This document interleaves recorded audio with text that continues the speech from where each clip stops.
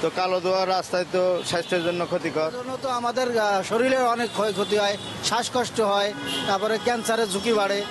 এটা বন্ধের জন্য তারা বাংলাদেশের দেশ চালায়, এরা এত ভালো না। এই দুসাদের এমপির মধ্যে তারা দেশ চালায়, এদের জন্য তারা দায়ী।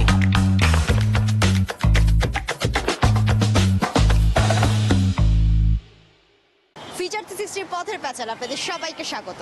আজকের বিষয় হচ্ছে বাস থেকে বেরোচ্ছে বিষাক্ত কালো ধোঁয়া। এটা বন্ধে আমাদের কি করণীয়, চলুন জেনে আসি এই ব্যাপারে মানুষ কি বলে।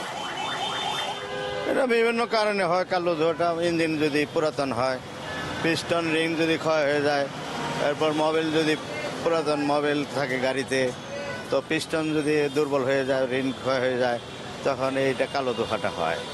ধোঁয়া বন্ধ করার জন্য আমাদের সরকারের বা কর্তৃপক্ষের দেখা উচিত। এটা খুব তাড়াতাড়ি দ্রুত এটা দেখা উচিত। বায়ু দূষণ এটা এখন তো এটা তো সরকারের ব্যাপার, এটা তো সাধারণ মানুষ আমরা একা পারব না, সবাই সচেতন হইতে হবে।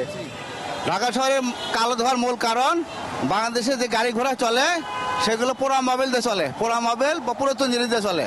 হ্যাঁ, আমাদের সচেতন হইতে হবে। আমাদের উচিত এখন মাস্ক পরা, তারপর হচ্ছে যে পরিবেশ হচ্ছে আপনার গাছ লাগানো দরকার, বেশি বেশি করে গাছ লাগানো দরকার। আর হচ্ছে যে তেলের কোনো সমস্যা আছে, হয়তো দেখা যাচ্ছে তেলে কোনো ময়লা থাকে, তারপরে গাড়ির ইঞ্জিনের কোনো সমস্যা থাকতে পারে, কিংবা ডেট এক্সপায়ার কোনো গাড়ির ইঞ্জিন সেটা ব্যবহার করা হচ্ছে, এই জন্য হয়তো হতে পারে এই ধোঁয়াটা। আর মূলত আবহাওয়া তো খুবই উত্তপ্ত, এর জন্য ইঞ্জিন গরম হয়ে অনেক সময় ধোঁয়া বের হয়, কালো ধোঁয়া। যে সরকার যেন এই ডেট এক্সপায়ার যে গাড়িগুলো আছে এই গাড়িগুলো যেন উঠায় দেয়, হ্যাঁ, এবং ওই ইঞ্জিনের সমস্যা সমাধানের জন্য চেষ্টা করে আর কি।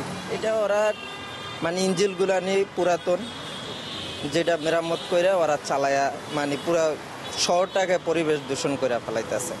শুনলেন তো মানুষের কথা, এবার আপনাদের পালা। গাড়ি থেকে বেরোচ্ছে দূষিত কালো ধোঁয়া, এগুলো বন্ধে আমাদের আসলে কি করণীয়? এই ব্যাপারে আপনার মূল্যবান বক্তব্য জানান আমাদের কমেন্ট বক্সে, এবং আমাদের লাইক করুন, শেয়ার করুন, সাবস্ক্রাইব করুন। আপনারা সবাই ভালো থাকুন, সুস্থ থাকুন, ধন্যবাদ।